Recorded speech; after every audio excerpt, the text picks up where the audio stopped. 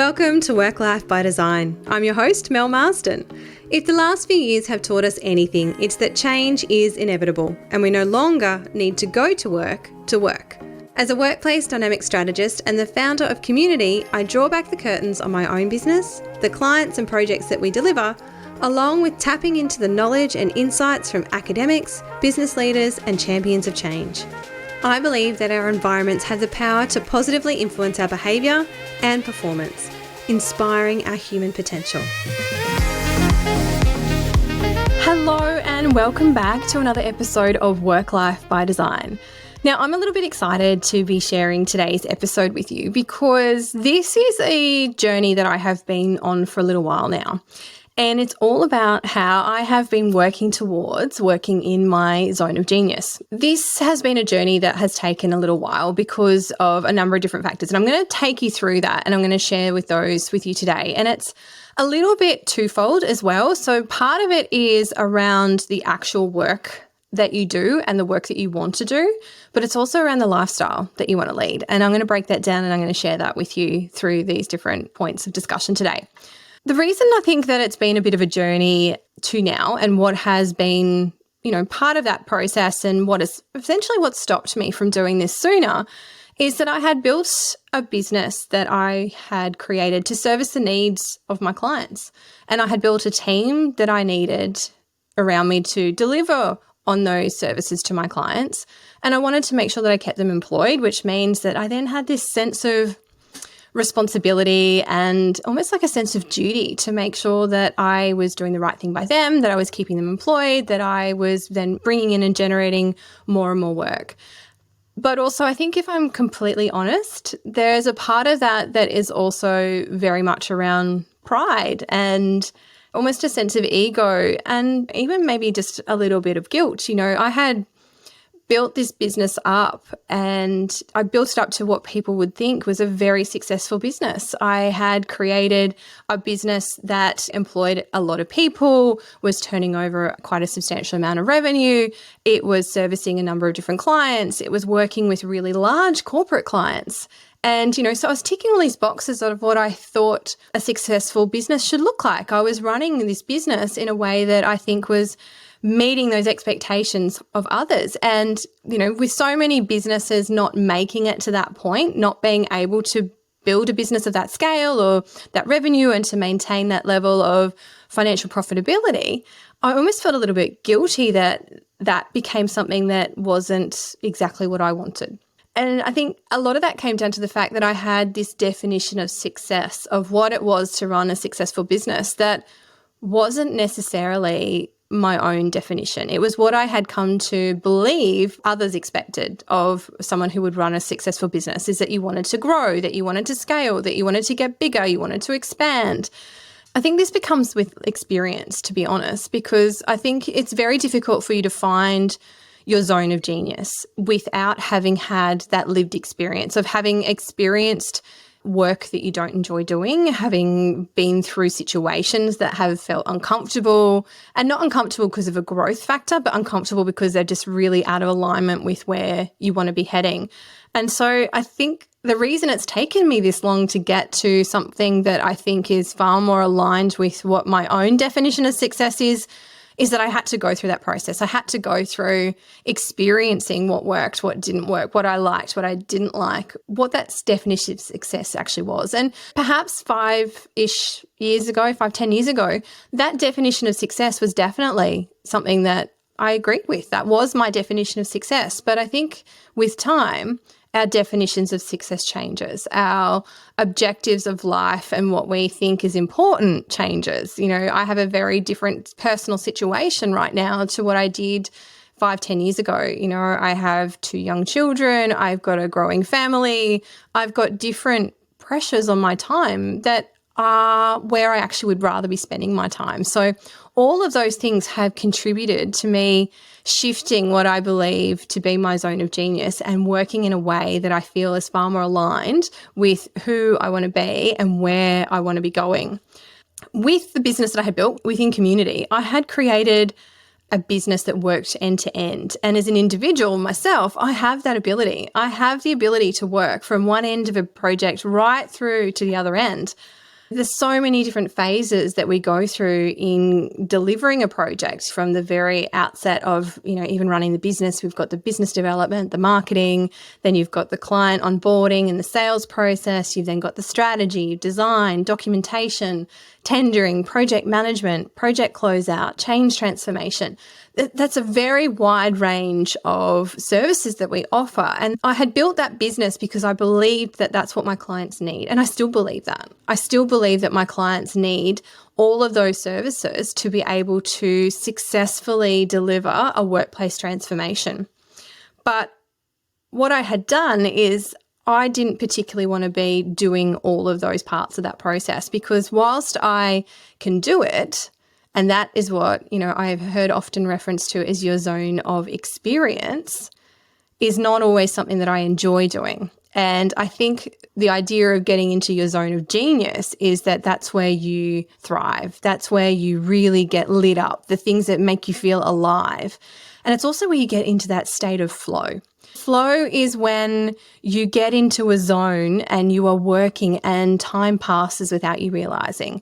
It often happens for musicians or artists when they're in that creative space, and you just get so absorbed in the task and activity that you're doing that time just evaporates on you. And that is the space that I really enjoy working in, because that is our zone of mastery. That's when things are effortless. They are easy because they are things that we enjoy doing, but also because we are very, very good at doing them. And so I think it's very much about finding that zone of excellence and that zone of experience over that zone of genius, because you might be really good at a number of different things, but do you really enjoy those things? Do they really light you up? Or is that something that you've honed your craft at over the years and it's now something that you just do because you can, not because it is something you actually enjoy doing? So, but again, that's that life experience. You can't do this process and you can't identify what your zone of genius is if you haven't lived through these things, those challenges, to then be able to go, yep, that's good. No, that's not for me. Through this process of looking at this over a number of different years, what I've done is I've actually employed people to fill the roles that I didn't wish to participate in. Not because that's not for me, I don't want to do that, but also because, as you're growing a business, there's only a finite amount of time that you have. So you have to be very selective about where you add the most value. Where are you bringing the high value activities to your business, and where can you replace yourself with others? And so that was about identifying where those roles were and bringing people in. I've got a plethora of systems and processes and templates that sit within my business that enable others to actually fill those roles and fill them successfully, because there are so many different phases within a project. And I still wanted to be able to do that end-to-end delivery. So I just didn't have the ability to be as involved in all of those steps. But what I found was I still needed to be able to oversee all of that, which then created a new role for myself in terms of what I needed to do. So, I wasn't able to fully give away all of those other tasks and responsibilities and those roles within those phases of a project. In some ways, that actually led to a sense of frustration, because I still wasn't feeding into that value of mine, which was around freedom. I still wasn't feeling free enough to be able to do only the things that I want to do, because that's where I add my value. And that's what comes with running a business. So these are also some of the things that, I've had to look at over these years to get to this point. Enjoying the episode? I would love it if you would share this show with just one person who you think it would inspire. Just one. The more we can share the insights of what it takes to make work work, the closer we are to elevating everyone's experience of work.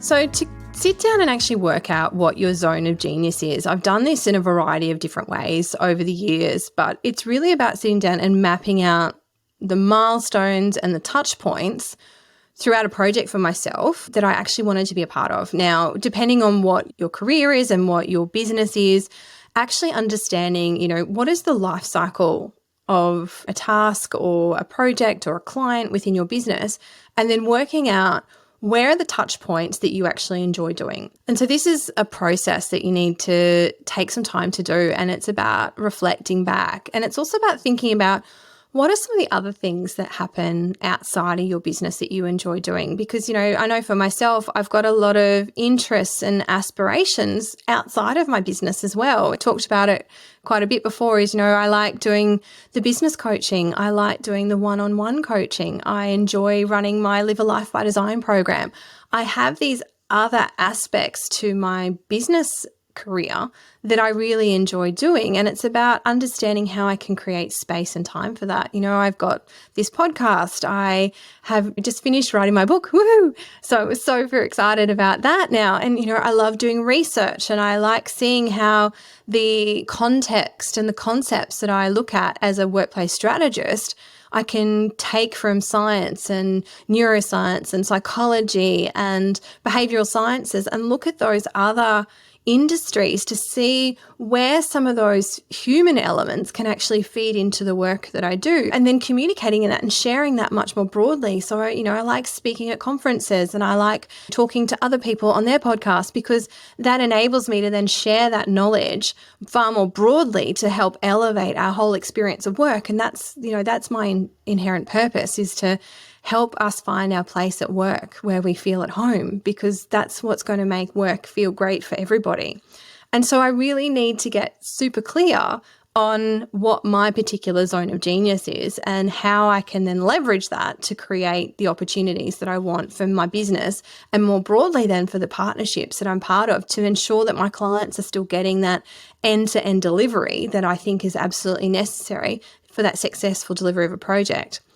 And so one of my coaches, Amber, actually asked me to sit down and reflect on this far more deeply. And the process that she encouraged me to go through here was to just go back and look at my projects that I had worked on and get really clear about what I liked doing and what I didn't enjoy doing. There's something that she said to me as well in this process, and it was about if money was no object, if you had all the money in the world, what would you go and do? Now, I don't know if anyone's ever asked you that question, but it's a really poignant question for you to sit and contemplate, because it's actually quite confronting. If you didn't have to go to work every day and someone was still going to pay all your bills, you had all of the money that you needed to live, money was no object, what would you be doing? Would you still be doing the job that you're doing today, or would you be doing something completely different? That's the ultimate sense of freedom. You don't have any restrictions around you in terms of how you make a living, because money's no object. So take that lens and see where that takes you. And then for me, when I sat down and I worked my way through my projects, I started by looking at, well, what were the projects that I thoroughly enjoyed? What were my favorite projects? And then I had to sit down and work out, well, what was it about them that made them so enjoyable for me? Who were my favorite clients? What was it about them that I really enjoyed about them? And this is where, again, from a business perspective, you're actually starting to define your ideal client. What kind of personality are they? What kind of interactions were you having with them? What kind of conversations were you having? What was the process that you were able to work with them through? All of those things feed into what your ideal client is. And that's actually part of the process of you working out what your zone of genius is as well. And on the flip side, I had to work out, well, what are all the things that I didn't enjoy doing? Even on those projects that I love, what were the things that didn't light my fire and keep me engaged? So that was itself a really insightful process, because what it helped me do was actually start to think more deeply around the activities that I was doing for each of my clients and in those projects, and then why did I feel good about it? So once you've actually worked out what were the things that you enjoy doing, you then need to get a little bit deeper and you need to get into, well, why did I actually enjoy doing those things? There's a couple of ways that I think you can do this. And the first one was really start to reflect on the insights that I was able to give my clients through those processes. And so what that's doing is you're actually looking at, well, what are the things that only I can do? What can I do that no one else can do? And so for me, that was about looking at, despite my clients' knowledge, despite their experience, despite the fact that they had all of this data inside their organizations already, they didn't know how to break it down. They didn't know how to interpret it. They didn't know how to look at it. They didn't know what to do with it. And that's where one of my zones of genius comes in, is that I can take the data, I can take the insights, I can take all of the knowledge that already exists within somebody else's business, within somebody else's mind, and I can tip it all out and I can break it down and I can compartmentalize it and I can map it out and then I can interpret it to guide them on a path forward. And that's really what I do as a strategist, is it's actually unpacking their business and then showing them the path forward from the data that they have given me. I'm not making this stuff up. I just don't come in there and go, this is what I think you should do. I sit down and I actually unearth everything that they've already got and then just illuminate the right way forward. So this is one of my unique abilities, that I can bring that to a client. And so that in itself was one of my zones of genius. The other way that you can start to look at how that comes about is by reflecting on the feedback that you've been given. Now, this might be from a client, it might be from a colleague, it might be from an employee or a team member. Think about the feedback that you have been given over the last years and see where someone has paid you a compliment and they have reflected back to you an ability that you might not have been aware of. Now, I find this particularly fascinating because I think as individuals, we all inherently know what we're capable of. And for myself, sometimes I think, well, because I know this and because I can do this, surely somebody else can too. And I think this is a little bit of that imposter syndrome. It's like, well, what makes you think you're so good that you know how to do something that someone else doesn't know how to do? And the reality is that we all have a unique way of looking at the world. We all have different perspectives, we have different ideas, we have different experiences, we have different things that have contributed to our way of thinking throughout our lives. And it wires our brains in different ways. And so I want you to think about, what has someone said to you that you've gone, oh, wow, I didn't realize that not everyone thought that way, or I didn't realize that not everyone got that. Think about those things, because again, that's the thing that only you can do. And again, that helps to feed into that zone of genius. And, you know, in many ways, you're also building out your brand and your marketing strategy by doing this, because you're now being able to articulate your unique point of difference. What makes you special? What makes you different to everybody else? And where are you being celebrated for your contribution? You know, what are you adding value to that other people haven't been able to? Part of that is really thinking about, well, what really lights you up? You know, if you could go and do anything, you know, taking that money is no object question again and thinking about those things there, where could you go? And I think what this does is it really starts to open up so many more opportunities around what you would want to be doing. Would you still be doing the job that you're doing today? And for me, it's an absolute hell yes. I love what I do. And what this process enabled me to do is just get so much clearer on where I want to spend my time and where I need to bring in other people and surround myself with amazing people in their own zones of genius to be able to execute on these things for my clients from an end-to-end perspective. And what this helped me start to do is I was then able to really get clear on what I actually enjoy doing. And I love doing the workplace strategy because I love working with people. I love helping people solve problems. I love helping them see that missing piece that they've been looking for, and then that light bulb going off, and then all of the pieces falling into place. I love helping them through that process, and that's about guiding them and taking them through the steps so that they can come to their own conclusions. So much of what that is around coaching. So whether it's working with a business and helping them work their way through a workplace transformation, or whether it's working with a business leader or an individual looking at how they're going to take that next step in their career, those things are what really light me up. And that makes me feel good. That's my zone of genius, because I've worked out that that's where I add immense value, but I'm also really fulfilling my own personal sense of accomplishment through that. And to be able to do that, I still need to be able to do my research. I need to be learning. I'm an avid learner. I love to read. I love to learn. I'm just a big sponge and I soak it all up. But that then gives me the opportunity to put it through my own filter and to think about, well, what does this actually mean in terms of the contribution that I can make? And that's when I can come back and I can share that with you through my podcast. I can put that into my book, and hopefully in future more books. I can go and I can speak on stages and I can share that. And so these are the aspects that I have worked out are all in my zone of genius. These are the things that I can do and only I can do, and I want to do more of. And so that's what's come through this. And, you know, I've shared in a couple of previous episodes, the gift that comes from transformation within a business is that I now am free to be able to make these choices and to make these decisions because I don't have that sense of responsibility or that sense of duty to a wide population of people. I have my core team and, we can really get very focused on what it is that we want to be doing and what we want to be delivering. And then working with a series of partners, again, in their own zone of genius to be able to execute and deliver on this to an incredible standard as well. It's not something that is then just being patched or piecemealed together. You've got the A team working to creatively solve the problems with, really innovative solutions. And that's an immense part of that. Now, I mentioned that there was two parts to this. So the first part is around your work career and finding that zone of genius. And the second part is around actually then creating a lifestyle that enables that.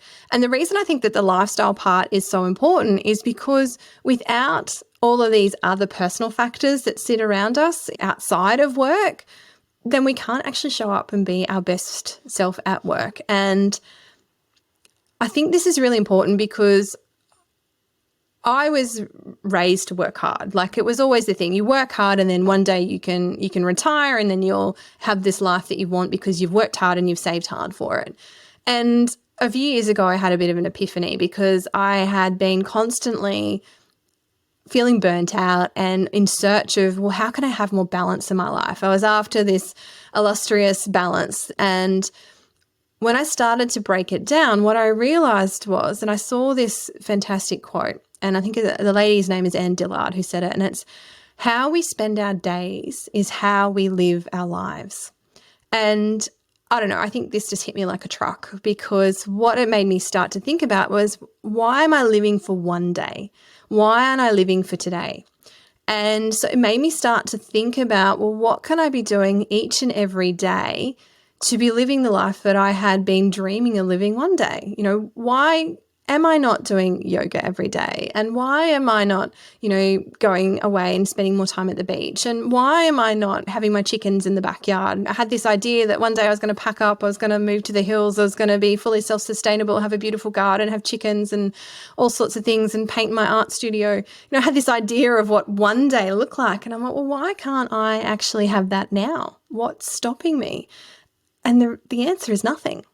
But me. I had made the choice that I was going to work my ass off and then one day I would have this thing. And it's kind of like, the idea of the old rich guy who's been saving his pennies his whole life and now he has his red Ferrari, but he's too old to drive it. Like, I didn't want to be that person. So I had to start think about, well, what do I want to be building into my life so that I loved living my life each and every day and I wanted to enjoy each and every day.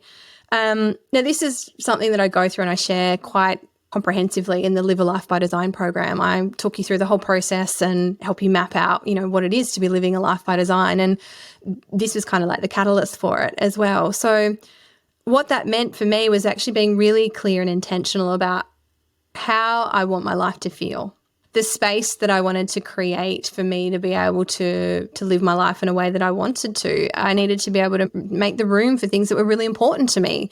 Things like my family, my health, my self-care, rest, fun, and my friends.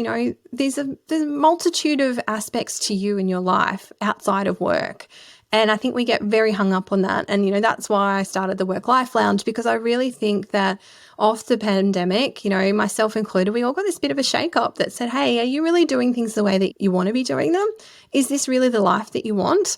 And this has just given us that incredible opportunity to start to really look at that. By being very intentional and very clear about the things that feed your soul, you are going to show up so much better in your work environment because you are going to feel inspired. You are going to feel energized. I know when I feel that way, the work that I do is so much more creative. It's exciting. It's enjoyable. And I think that's something that everybody should have. And that's by actually getting really clear on what is the lifestyle that I need to make sure that I can show up as my best self at work every day as well. I wouldn't be me if I didn't then go and capture all of this in a neat little document. So I have a document where I have collated all of this and it's called Mel's Work Life by Design. And all of these things that I've talked about are in there. I go through what my 25-year plan is. And again, I take you through this in the Live a Life by Design program, but there's also a guided visualization to that on my website if you're interested. It's about taking yourself and looking at what life looks like 25 years from now. And you're in that moment. I've got my 10-year plan. So, what's the interim milestone? What do I need to achieve within the next 10 years to working towards my 25-year plan? I've got my 3-year business plan in there. So what does my business look like? I've got my ideal week, which maps out exactly how I want to be spending my time, where I've got room for my family, my friends, my health, my fitness, all of those things that are going in there. But the other piece that goes in there is I've also got my core desired feelings. Now, this might sound a little bit Fruit Loopy, but when I was going through this process of mapping out, well, what do I really want each and every day to look like? I read this book by Danielle Laporte called The Desire Map. And in that, she talks about your core desired feelings. And it really starts to help you get laser focused on what you want your life to feel like. What do you want every single day to feel like? And by encapsulating that in there, I can then start to talk about who I want to be and how I want to feel each and every day as well. And I think that is very important to make sure that you're actually living the life that you want to be living, because it all comes to be part of it. And so all of this is really my blueprint for what I want my work life to look like in order for me to be able to work in my zone of genius, for me to be able to show up and work in my mastery, where it's easy, it's effortless, I enjoy it, it lights me up, I feel alive by it. You get to write the script. You get to write your own story. You get to decide what your work life is going to look like. You get to decide what your lifestyle is going to look like. And, I think sometimes the hardest thing is actually working out what it is that you actually want, because that can be a pretty big question. What is it that you want from your life, and what do you enjoy doing? And, again, if money was no object, what would you do? Where would you be? What kind of life would you be living? What kind of work would you be doing? Would you be working at all? What contribution would you be making? And I think this is something that perhaps none of us spend a lot of time actually thinking about. I spend a lot of time thinking about this because I really want to enjoy the time that I have here, and I love what I do, but I want to do it with impact. And this is the way that I got to then work that out. I got to then decide what it was for me to be working in my zone of genius.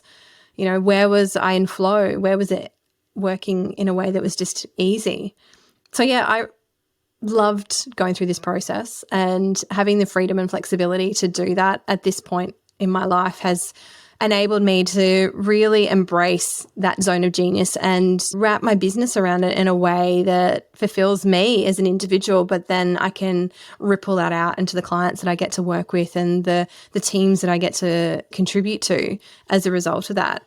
So, if this is something that you were looking for, if you need some guidance on how to get to your zone of genius and what that means for you, then, check out some of those resources on my website. I'll pop the links in the show notes for you to have a look at, or get in touch. I'm taking more spaces for one-to-one coaching at the moment as well. And, I'd love to guide you through the process of working out what your zone of genius is and where you want to be investing your time and your energy in your work life. Because, supporting you, that's my zone of genius.